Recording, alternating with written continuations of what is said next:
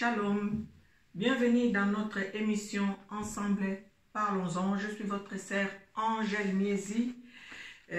Nous sommes dans une émission chrétienne, sociale, éducative, anonyme, bilingue, français, lingala. J'aimerais remercier toutes ces personnes qui me soutiennent. Aujourd'hui en particulier, j'aimerais remercier tous les serviteurs de Dieu, hein, Maman Grace Leroux, Maman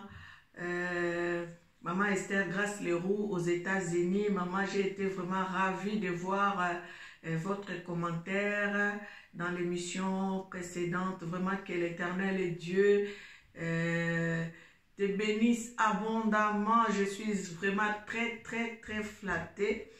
Que l'Éternel et Dieu te bénisse abondamment. Et je salue aussi mes chers collègues chantres, hein, les servantes et les serviteurs de Dieu, Maman Rema Sabaote, Maman Blanche Toudilou, Maman Immaculée, Maman Sipé Masiala, Maman Passi. Elles sont tout le temps là en train de m'encourager et commenter, partager. Que l'Éternel Dieu vous bénisse. Il y a Thomas, hein, Moto Guitare, Nabo Sanyote, Nzambe vraiment. Apambola yo na yebi ke o tala kapona mona ko komanta kanzambe vraiment apambola yo. Je reviens, Maman Grace Leroux, tu as dit il faut beaucoup plus parler en français. Vous voyez, j'ai fait vraiment beaucoup d'efforts à parler en français parce que moi ma langue c'est lingala, donc j'ai fait beaucoup d'efforts pour que toute personne puisse partager avec moi cette émission. Et donc, voilà. Et pourtant, Maman Grace, tu apprenais un peu le lingala. Hein? Je vois que tu as baissé les bras là. Donc, il faut qu'on recommence les cours de lingala. Hein? Le temps viendra où on saura sous-titrer toutes les phrases que j'ai dit en lingala. Mais Maman Grace, ne t'inquiète pas. Tout ce que j'ai dit en lingala, je les reprends en français. Vraiment que l'Éternel et Dieu vous bénisse. À tous nos abonnés, merci. Merci pour votre confiance. Merci d'aimer nos émissions et merci de les partager. Que l'Éternel Dieu vous bénisse. Nous sommes en train de parler d'aimer nos nations. La dernière fois, nous avons dit la vie et la mort sont au pouvoir de la langue. Comme nous avons lu dans les livres des Proverbes 18, 21, nous devons toujours prononcer des belles paroles pour nos nations. Hein? Je m'adresse à tous les Africains. Prophétisons pour nos nations. Aujourd'hui, je vais sur une émission questions-réponses en répondant à la première question. Est-ce que nous pouvons prophétiser pour nos nations? J'ai dit oui, nous pouvons prophétiser pour nos nations parce que, voyez-vous, dans le livre d'Ézéchiel, si nous prenons dans le livre d'Ézéchiel, nous avons vu comment est-ce que l'Éternel a pris, hein, Ézéchiel, nous pouvons prendre le chapitre 37, prenons du verset 1er au verset 6, nous avons vu comment l'Éternel avait pris Ézéchiel et il l'a amené dans les vallées des ossements desséchés. Et quand l'Éternel parlait à Ézéchiel, vous allez lire et vous allez voir que l'Éternel ne s'adressait pas seulement pour les ossements desséchés qu'il était en train de montrer à Ézéchiel.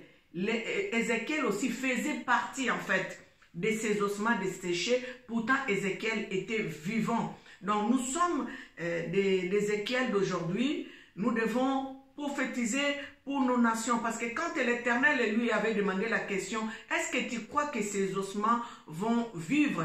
Ézéchiel a dit au Seigneur, Seigneur, tu le sais. Et l'Éternel a commencé à lui donner l'ordre de prophétiser ces ossements desséchés. Et vous allez voir, l'Éternel lui disait toujours, et vous vivrez. Je vais prendre le verset 6, quand l'Éternel a dit à Ézéchiel, je vous donnerai des nerfs. Il n'a pas dit à Ézéchiel, je donnerai à ses os les nerfs. Il a dit, je vous donnerai les nerfs, y compris les ossements desséchés, et lui-même Ézéchiel. Donc ça veut dire qu'il était, c'est comme il était un mort vivant. Hein? Je vous donnerai les nerfs, je ferai croître sur vous de la chair, je mettrai en vous un esprit et vous vivrez. Ça veut dire que Ézéchiel était comme un mort vivant. Il se promenait, mais il n'avait pas de la chair, il n'avait pas de l'esprit. Il fallait que l'Éternel souffle dans Ézéchiel, dans ses ossements desséchés, en utilisant Ézéchiel pour que les ossements desséchés puissent prendre la vie. C'est comme l'Afrique, bien-aimés. Nous sommes en train de voir l'Afrique. Prenons cet exemple-là des vallées des ossements desséchés. L'Afrique est comme les vallées des ossements desséchés. Et l'Éternel est en train de nous demander, est-ce que nous croyons que cette Afrique, elle va revivre, elle va vivre? Nous disons oui, hein, par rapport à nos paroles que nous prononçons, disons toujours oui, que l'Afrique va vivre, que l'Afrique va avoir la chair, que l'Afrique va avoir un esprit nouveau, que l'Afrique va être couverte, parce que l'Éternel a dit, je vous couvrirai. Nous ne devons pas baisser les bras en parlant de l'Afrique, où nous ne devons pas nous décourager. Dernièrement, je dis, si vous ne croyez pas, alors dans ces cas, qu'on vous amène ailleurs. Donc ça veut dire, vous ne pouvez pas vivre. Hein? Parce que la Bible nous dit, l'espérance fait vivre. Hein? Il a dit, à ceux qui espèrent, ils ont la vie. Et dans l'espérance, nous avons la foi. Et sans la foi, nous ne pouvons pas être agréables à Dieu. Donc, nous devons avoir la foi. Il y a de l'espérance pour ceux qui vivent, dit la parole de Dieu. Il y a si je ne me trompe pas dans les livres de psaumes, il y a l'espérance pour ceux qui vivent.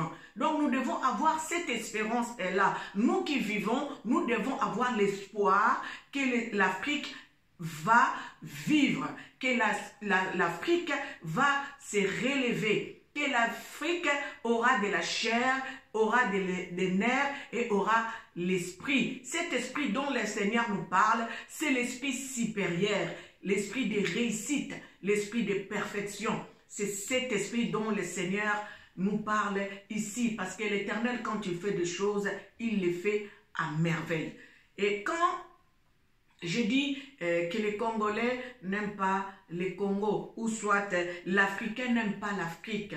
Bien aimé, une fois je suis allée à Kinshasa et j'étais accompagnée par un soldat. Et ce soldat était en train de prendre son J. Quand il a fini de prendre son J, il prend la bouteille, nous sommes descendus du véhicule, les soldats prennent la bouteille, jettent la bouteille au milieu de la rue. Et moi, je vis ça, voyez-vous, j'ai vis en Europe pour l'instant, et j'étais partie en vacances chez moi à Kinshasa, et quand je vis ça, ça m'a fait mal, parce que la rue déjà, j'ai vu, la rue était mal propre, hein? Et quand je vis ça, ça m'a fait mal. Et j'ai repris les soldats. J'ai dit, mais pourquoi tu as pris la bouteille et jeté au milieu de la rue comme ça? Il n'y a pas de poubelle. Il m'a répondu, hein, je vais dire ça en lingala et je reprendrai en français. Il m'a dit, maman, il m'a dit, maman, est-ce que c'est moi qui ferai en sorte que le Congo puisse se relever? Bien aimé, une personne qui fait partie du fonction publique. Hein? C'est quelqu'un qui doit garder le bien de la nation.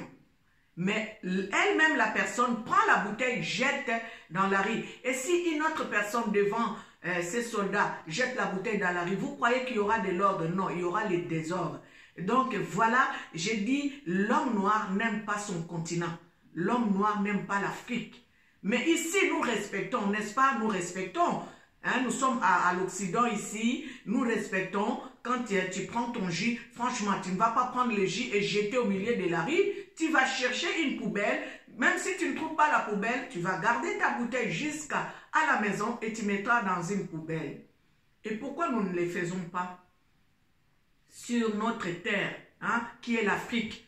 sur notre continent. Pourquoi nous ne le faisons pas? Voyez-vous, j'ai dit que l'homme noir n'aime pas l'Afrique, n'aime pas son Afrique. C'est à toi de prendre soin de ton Afrique. C'est à toi de prendre soin de ton héritage. Mais tu es en train d'enfoncer ton héritage parce que tu te dis, non, ce n'est pas moi qui va faire en sorte que l'Afrique aille de l'avant. Mais l'union fait la force, non?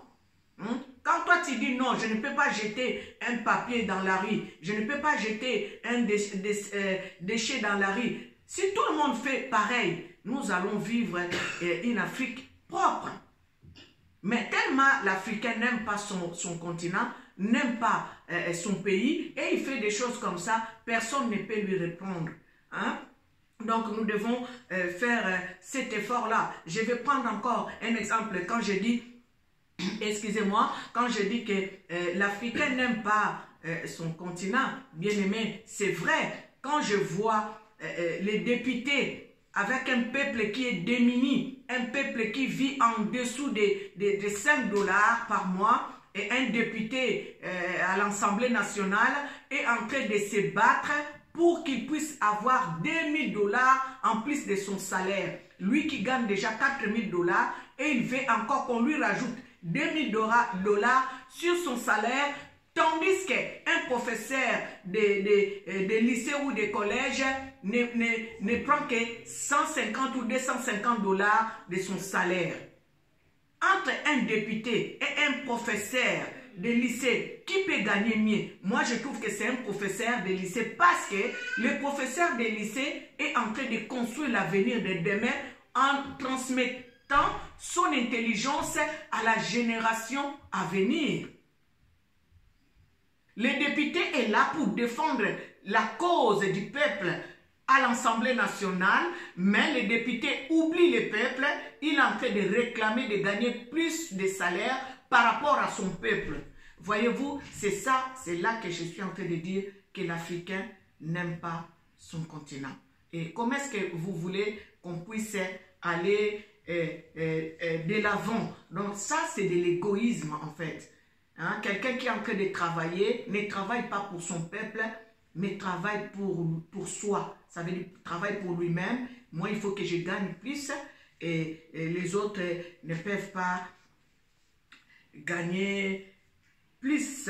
Hein? Nous devons toujours aimer notre continent. Nous devons aimer le Congo. Hein? Ayons de la foi. Ne baissons pas les bras. Ne sous-estimons pas notre continent. Notre continent est riche. Quand je lisais des mots que Vladimir Poutine avait déclaré en disant que le continent africain est plus riche que l'Europe, hein, que le continent européen. Donc l'Afrique est plus riche que l'Europe. Et 1000 fois, ça c'est Vladimir Poutine qui a déclaré cela. Donc elle a dit l'Afrique est 1000 fois plus riche que l'Europe. Mais l'Afrique est en train de vivre 1000 fois la pauvreté que l'Europe. Lorsque les présidents africains auront de l'intelligence, l'Europe ira demander l'asile en Afrique. Hein? Donc, c'est seulement pas les présidents qui doivent faire des efforts. Même nous, les peuples, nous devons faire des efforts d'aimer notre Afrique, de penser à notre Afrique. C'est pour cela, je dis toujours à nos enfants, ça je n'arrêterai pas de le dire, même à mes enfants, je les inculque parfois. C'est vrai, mes enfants sont nés en France, hein, ils ne connaissent pas l'Afrique, mais en tout cas, je fais de mon mieux pour leur dire que l'avenir, c'est l'Afrique. Donc, même si ils sont en train de vivre ici, il faut qu'ils pensent beaucoup plus, hein, que mes enfants pensent beaucoup plus à l'Afrique, hein, à l'Afrique qui est l'avenir. Donc, nous aussi, dans nos maisons, inculquons à nos enfants de ne pas oublier l'Afrique. L'Afrique, c'est l'avenir. Bien aimé, l'Occident a tout fait et je crois qu'il s'est arrêté. Et l'Afrique va commencer. hein, l'Afrique va commencer. Pensons à dire à nos enfants hein, qu'ils doivent avoir les regards sur l'Afrique. Et une fois, un Malien, en travaillant, j'ai dit ça dans une de mes émissions, ce Malien m'a dit, maman, tu sais, nous risquons d'aller louer les maisons chez les Blancs, chez nous. Et je crois que si nous tous, nous avons ces langages-là découragés, hein, en disant que, ah oui, mais l'Afrique, c'est pas aujourd'hui, même pas nos enfants, bien aimés, nous faisons attention parce que nous risquons d'aller demander, d'aller louer les maisons chez les Occidentaux en Afrique. Parce que eux, déjà, ils vont là-bas. Et ils construisent des immeubles. Ils sont en train de construire des immeubles. Hein, si nous ne faisons pas attention, ces garçons-là m'ont parlé, ça fait plus de 10 ans. Et je crois que ce qu'il m'a dit, je suis en train de le voir. Parce que quand je vais chez moi, je vois comment est-ce que les étrangers sont en train de construire les immeubles chez moi. Eh bien, mais si nous ne faisons pas attention, nous risquons d'aller louer dans nos pays chez les étrangers. Et c'est dangereux. Hein? Nous devons faire très attention. Aimer notre Afrique, c'est un bon continent. Hein? L'Afrique est belle, l'Afrique est riche, l'Afrique est dans la main de Dieu. Hein? Les berceaux de l'humanité, c'est l'Afrique. Donc, ne nous sous-estimons pas. Tomi mona batu pambate, tomi mona moins que rien te. Ne disons pas que nous ne pouvons rien faire. Si, nous pouvons faire quelque chose. J'ai regardé un reportage hein, de nos bien-aimés, les Kimbanguistes, parce que Simon Kimbangu avait dit aux gens de construire les maisons, parce que dans l'avenir, il y a des enfants qui sont partis loin et qui reviendront. Il faut qu'ils trouvent l'endroit où se coucher. Et donc, j'ai regardé un reportage des Kimbanguistes. Ils ont accueilli des Américains, les enfants américains qui sont nés en Amérique et qui sont répartis au Congo, au plus profond des provinces du Congo, à Kamba. Et se sont retrouvés là-bas depuis le début de la pandémie.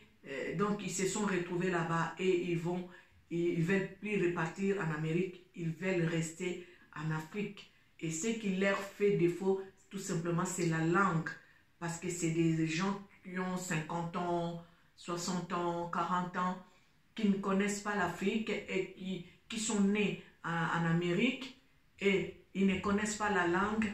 Et ça leur cause un peu des petits soucis de communication. Donc voilà pourquoi je dis toujours, nous devons apprendre aussi à nos enfants nos dialectes. Je réponds cette émission en disant, nous devons apprendre à nos enfants nos dialectes. Disons à nos enfants d'où est-ce que nous sommes venus. Nous sommes de quelle tribu et nous parlons quelle langue au Congo. Et parfois même, il faut leur parler dans ta langue maternelle. Hein? Il faut utiliser la langue maternelle, même pas en format de phrases, mais des petits mots en leur disant que Nzambe et la kisi die, Yaka et la kisi vient, Tokende et la kisi on part, Pesanga et la kisi donne-moi. Hein? Des petits mots comme ça, il faut que nos enfants apprennent. Il faut qu'ils apprennent. Il faut que tu leur dises d'où est-ce que tu sors, de quelle tribu tu sors, qui étaient tes parents. Hein? Il faut leur parler parce qu'ils sont en train de faire leur vie ici. Dans 30 ans, dans 50 ans, ils auront besoin de cette Afrique et ils voudront repartir dans leur origine. Alors, s'ils ne connaissent même pas un mot de leur dialecte, ça va être difficile pour eux. Comme j'ai regardé ces Américains, fallait une personne interprète pour interpréter ce qu'eux disaient et écouter ce que les Africains qui étaient sur place disaient. Donc voilà, nous devons apprendre à nos enfants nos langues. Et même Simon Kimbangu, le prophète, hein, l'homme de Dieu, l'envoyé de Jésus-Christ, avait dit, vous partirez dans des pays lointains, mais n'oubliez pas vos langues maternelles. Il savait pourquoi il avait dit ça. Hein?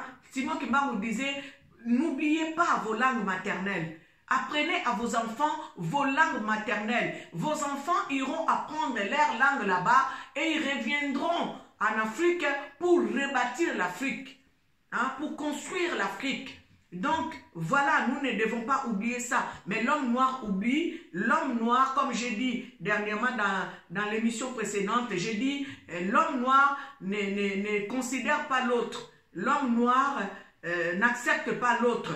Hein? Comme Simon Kimbangu, beaucoup de gens n'acceptent pas. Bien aimé, nous devons accepter. Si je dis ça, parce que moi-même j'ai expérimenté, nous devons accepter que c'était un envoyé de Dieu. Hein? Il nous a montré le chemin. Il nous a dit que c'est Jésus-Christ qui est le chemin. Mais nous avons mis un mur entre ce qu'il a dit et nous. Parce que nous sommes en train de juger, de critiquer, de refuser en fait. Nous devons accepter. Nous sommes dans un temps de la fin. Nous ne devons pas rejeter les envoyés de l'Éternel. Hein? Dieu a fait passer les hommes devant nous. Hein? Je crois que nous au Congo, nous avons Simon Kimbangu, je ne sais pas, en Côte d'Ivoire, au Cameroun, parce que Dieu suscite toujours un leader. Dieu suscite toujours quelqu'un dans une nation pour frayer les chemins. Hein? Jésus-Christ suscite toujours, hein? Comme il a fait au Congo. Il a fait au Congo, Angola, Congo-Brazzaville, il avait suscité Simon Kimbangu pour frayer le chemin, pour dire que l'homme noir, tu dois te lever, tu dois te réveiller. Il y a ça. Et il nous a recommandé même de lire tout le temps la Bible. Il a dit, lisez la Bible. Et avec la Bible, vous saurez des choses que vous ne connaissez pas. Il y a la vérité qui est cachée dans la Bible. Simon Kimbangu avait bien précisé, nous devons lire la Bible. Donc, lisons la Bible, bien aimé. Il y a des secrets qui sont dans la Bible et l'intelligence vient de la parole de Dieu. Hein? Le renouvellement de l'intelligence vient de la parole de Dieu. Nous devons lire la Bible en fait que nos yeux, les écailles tombent.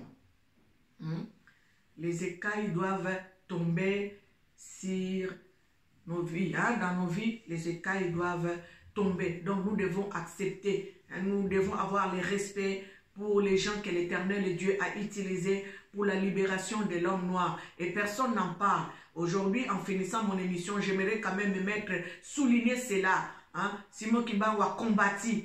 Personne, aucun pasteur, aucune personne n'a fait de la prison pour la libération de l'homme noir. Mais Simon Kimbangu a fait cela.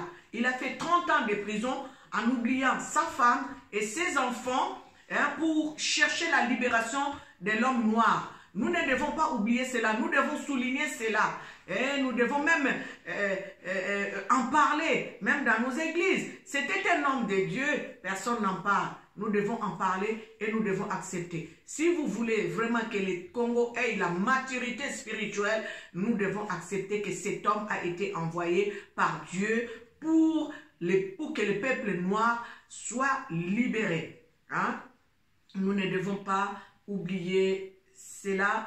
Je vais continuer à développer. Voilà les questions, réponses, les questions que j'ai réussi.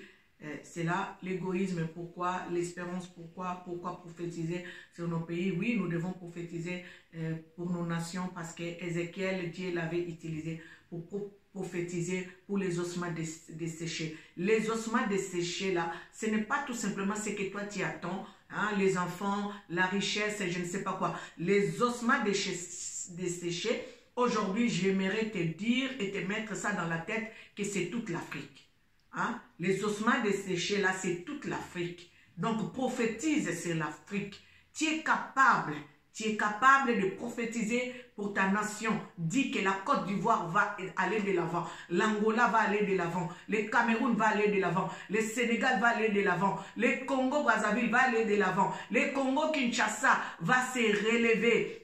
L'Afrique tout entière. Hein, le Burkina Faso, le Bénin, je ne sais pas quoi, Nigeria, partout, l'Afrique va se relever. C'est les ossements desséchés, c'est l'Afrique. L'Éternel Dieu m'a mis à cœur de vous partager ça aujourd'hui. Les ossements desséchés, n'allez pas chercher les os, je ne sais pas de quoi, de qui. Les ossements desséchés dont l'Éternel nous parle ici, c'est toute l'Afrique.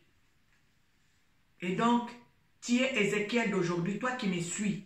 Ne te minimise pas. Hein? Ne dis pas, moi je ne prêche pas, je ne tiens pas le micro, je ne suis pas évangéliste, je ne suis pas pasteur. Tu es l'homme. Ézéchiel était un homme. Hein? Dieu l'a utilisé pour souffler sur les ossements desséchés. Et les ossements desséchés, c'est l'Afrique. Aujourd'hui, je te dis que tu es Ézéchiel. Que tu sois un enfant, que tu sois un vieillard, que tu sois un jeune. Aujourd'hui, je te dis, tu es Ézéchiel. Souffle sur ces ossements desséchés. Aie de l'espérance, aie de la foi. Parce que si nous n'avons pas la foi, nous ne pouvons pas être agréables à Dieu. Et respectons ce qu'on nous a dit. Lisons la parole de Dieu. Kimbaou a dit, nous devons lire la parole de Dieu tout le temps. Mamolang disait, ne dites pas de mauvaises paroles pour votre nation. Prophétisons pour nos nations et vous allez voir, moi je crois, j'ai cette espérance et j'ai cette foi que l'Afrique, dans peu de temps, elle va se relever. Aujourd'hui, je vais m'arrêter par ici. Ayons du respect pour les gens que l'Éternel a utilisés avant nous. Hein? Ayons de la considération. Hein, pour toute personne que l'Éternel a utilisée pour frayer notre chemin. Hein. Nous lisons, surtout nous devons lire. L'Africain, nous devons beaucoup lire. Dans les écrits, il y a beaucoup de secrets. Et voilà pourquoi ils ont tout mis dans les écrits pour que l'homme noir ne puisse pas comprendre, parce qu'ils savent que nous ne lisons pas beaucoup. Lisons beaucoup et nous allons découvrir beaucoup de choses. Cultivons-nous, faisons des recherches. Qui étaient nos ancêtres, qui est-ce qu'ils étaient, hein? Qu'est-ce qu'ils faisaient, comment est-ce qu'ils vivaient. Nous allons découvrir beaucoup de choses et nous allons remporter des victoires. Soyons forts, hein? Afrique en avant, espérons en Dieu et Dieu ne nous laissera pas tomber. C'était votre sœur Angèle Miezi. Partagez cette vidéo, n'hésitez pas à vous abonner. Vraiment que l'Éternel Dieu vous bénisse abondamment.